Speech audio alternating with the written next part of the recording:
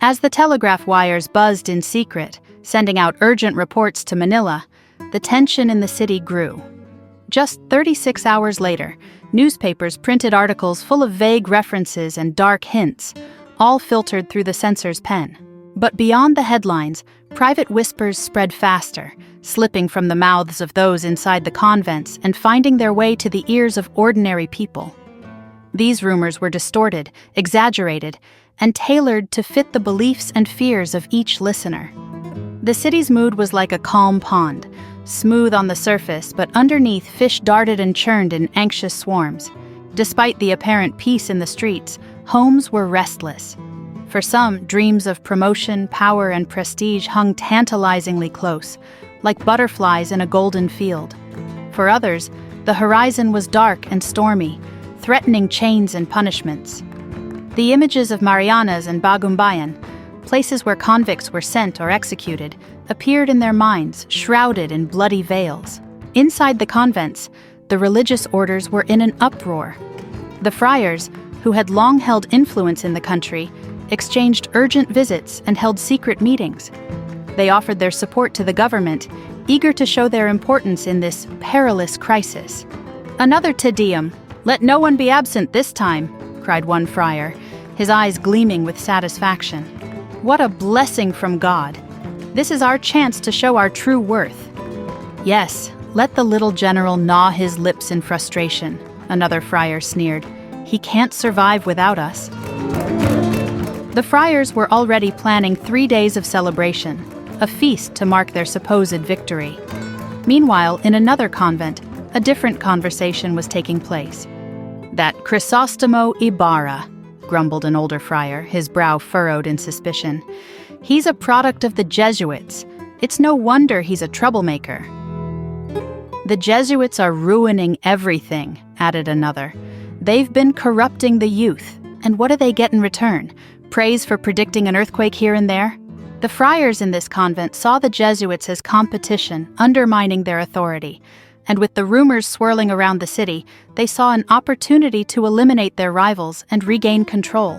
As the religious orders plotted, ordinary people like Capitan Tinong were caught in a web of fear and confusion. In his spacious home in Tondo, Capitan Tinong sat slumped in his armchair, his hands anxiously rubbing his face and neck. His wife, Capitana Tinchang, paced back and forth, sobbing and scolding him. Their 2 daughters sat in the corner, wide-eyed and silent, watching the scene unfold. "Virgin of Antipolo, help us!" cried Capitana Tinchang, her voice filled with panic. "Virgin of the Rosary, save us from this disaster!" Capitan Tinong, helpless and overwhelmed, tried to defend himself. "But you told me it was a good idea to be friends with Capitan Tiago.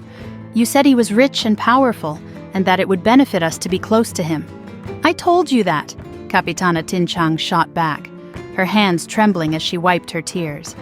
"I never said such a thing. You're the one who wouldn't stop praising Don Crisostomo. You were so eager to invite him to our house." "But I didn't know he was going to be there at the reception," Capitan Tinong protested, his voice cracking.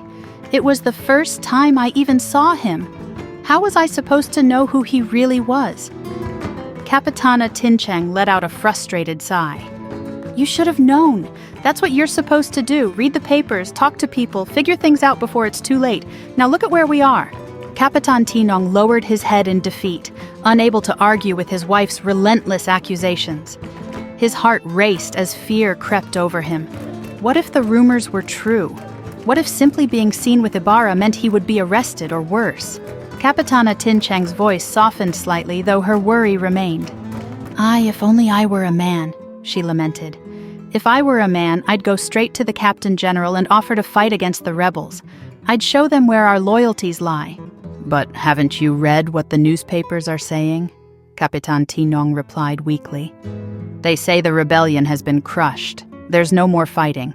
"It doesn't matter," she insisted. "You need to show them that we're on their side, just like they did back in '72. Those who offered their services saved themselves. You should do the same."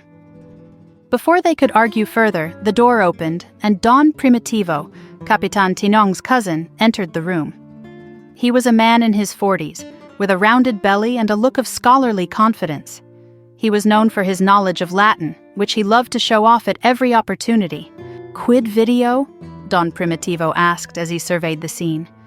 "What's happening here?"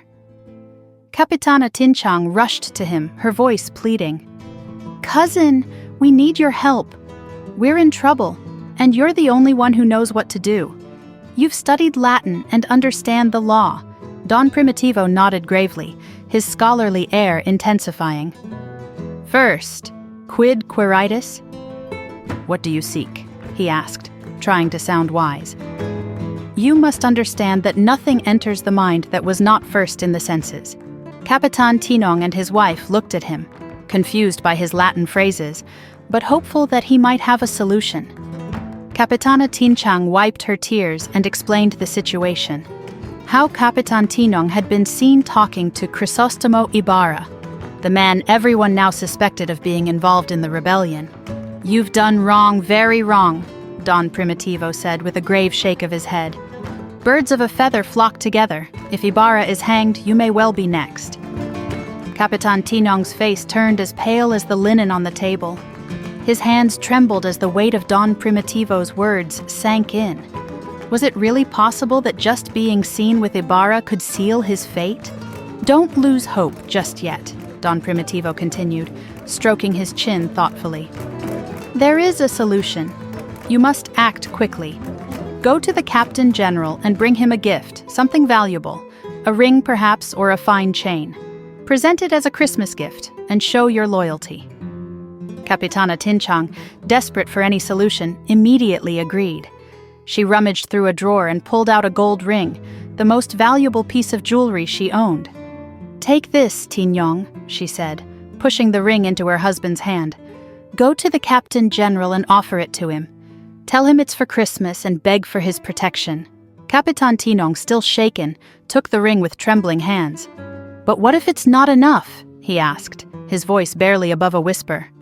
"It's better than doing nothing," Don Primitivo replied sternly. "Now go, and when you return, I'll burn all your papers and letters. We must leave no trace of any connection to Ibarra." Capitan Tinong, his heart pounding in his chest, nodded and hurried out of the room, clutching the ring tightly in his fist. As soon as he was gone, Don Primitivo began his task. He rifled through the cabinets, pulling out old letters and papers. He threw them into the fire one by one, watching as the flames consumed the evidence. "Better safe than sorry," Don Primitivo muttered under his breath. "Books, letters, they're all dangerous these days. Even innocent words can be twisted into something incriminating." In the kitchen, the fire roared as paper after paper turned to ash. Don Primitivo smiled grimly to himself. He was saving his cousin's life, one burning page at a time. A few hours later, at a gathering in the walled city, the upper class of Manila was abuzz with gossip. They sipped their drinks and fanned themselves as they discussed the latest rumors about Ibarra and the rebellion. "I've heard that Ibarra was planning to build a fort under the guise of a schoolhouse," one military official whispered to the group. "He wanted a place to defend himself when the government attacked." "How typical," scoffed a lady dressed in a silk gown. "These Indians are always looking for ways to betray us." As the gossip swirled around the room, one of the guests, a one-armed man who commanded great respect, quietly listened. His sharp eyes missed nothing. When he heard that Capitan Tinong's wife had sent a valuable ring to the Captain General, he leaned forward, intrigued. "A Christmas gift, is it?" he murmured to himself. "Or something more?" The man stood up and left the party without a word. By the next morning, several prominent citizens of Tondo, including Capitan Tinong, would find themselves under suspicion. Soldiers would arrive at their doors, searching for any hint of rebellion. For Capitan Tinong, the nightmare had only just begun.